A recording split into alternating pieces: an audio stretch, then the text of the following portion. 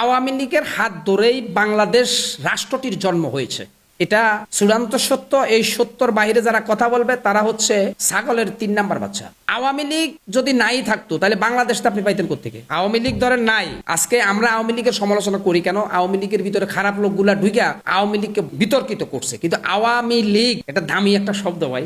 অনেকে আওয়ামী লীগ শব্দের অর্থ বুঝেন। আওয়ামী লীগ হচ্ছে আম জনতার দল, অধিকার বঞ্চিত মানুষের অধিকার প্রতিষ্ঠিত করার নামে আওয়ামী লীগ। কিন্তু সেই আওয়ামী লীগে কিছু জালেম ঢুকে অধিকার কেড়ে নিয়েছে, যার কারণে মানুষ আওয়ামী লীগকে প্যাসিস্ট স্বৈরাচার বলে। কিন্তু মূলত আওয়ামী লীগের জন্ম স্বৈরাচারের মধ্য দিয়ে হয় নাই। আওয়ামী লীগের জন্ম কোনো এক রাতের মধ্যে হঠাৎ করে হয়ে যায় নাই। আওয়ামী লীগের জন্ম হয়েছে রোদে পুড়ে বৃষ্টিতে ভিজে সংগ্রাম করতে করতে, লড়াই করতে করতে, মুক্তিকামী জনতাকে মুক্তির নিশানায় পৌঁছে দেওয়ার জন্য লড়াই করতে করতে আওয়ামী লীগের জন্ম হয়েছে। আজকের আওয়ামী লীগের কিছু ডিজিটাল কর্মীরা কি সেটা জানেন? যদি তারা জানতো, আজকে আওয়ামী লীগের সামনে কথা বলার মতো কোনো রাজনৈতিক দল বাংলাদেশে থাকার কথা ছিল না।